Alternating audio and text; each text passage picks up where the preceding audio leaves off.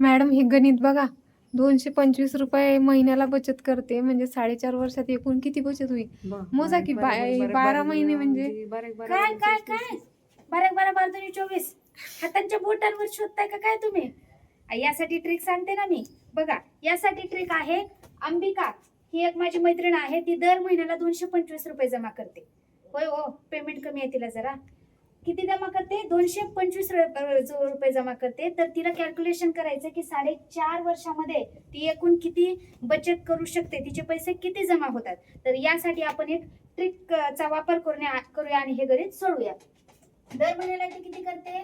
225 रुपये ती बचत करते, बरोबर. मग 4.5 वर्ष म्हणजे महिने किती झाले हो? 4.5 वर्ष म्हणजे 54 महिने झाले.